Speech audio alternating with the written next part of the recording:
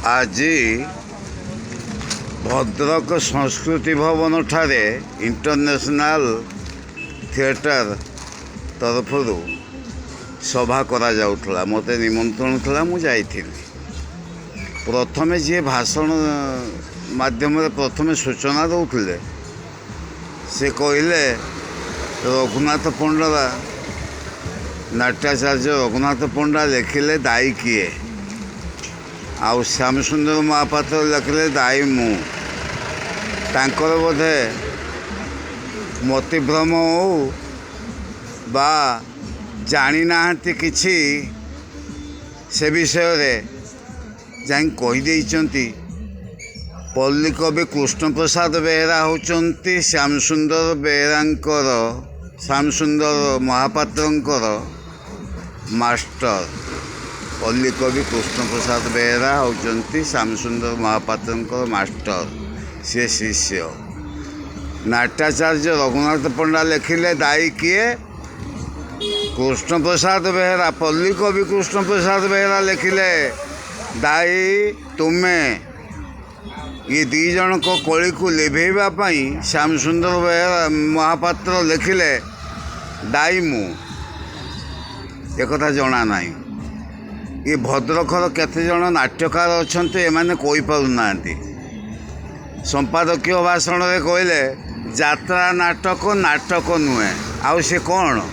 तमें केते खंड नाटक लिखिछ लोकाभिमुखी होइछि लोक को देखाओ खंडे नाटक आणिक पढ़ाओ खंडे देल मते बा अन्य मान को दियो मुझे जानीपारि मते न दियो संस्कृति भवन रे दियो लाइब्रेरी रहिबो DIPR को एठी दियो सेठी लाइब्रेरी रहिबो। तमें तो किछि जानी ना केवल पैसा गुड़े खर्च करी पुरस्कार नहीं आसच तमें खाली बाहादुरी बापिया कथा गुड़ाक केवल शिखिच आ तुमको जो मैंने सम्मान दौरान उच्च कोठीर कर कहते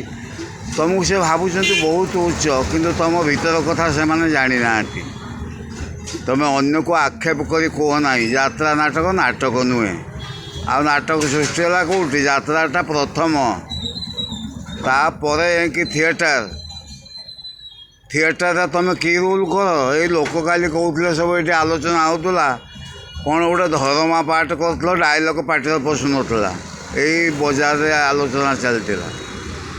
तुमको लोक मैंने कि प्रकार आलोचना कर जापार तुम अन्य को समालोचना कर नलांगर कृष्ण प्रसाद बेहेरा तुम जान तुम घर पूरा कले ना नवा तुमको कुंठा बोध है तुम उमाकांत बेहेरा को पुणी यात्रा सी तो लिखुले नाटक संबोधना कल केमी हाँ तुम एटा कहबार गोटे शैली हो गला। आम यात्रा नाटक लिखिपारू थिएटर नाटक लिखिपारू गीतिनाट्य लिखिपारू छांद को आनी छांद बुझीपर ना जगन्नाथ पाणीकर छांद हो बा वैष्णव पाणीकर छांद हो बुझीपर ना।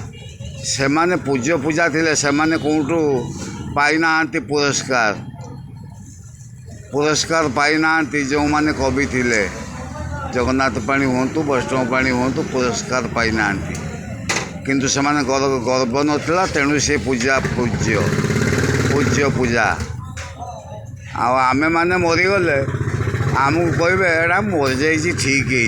है बहुत गर्व करुला गर्व कले कला नष्ट हो जाए जान गर्व करनी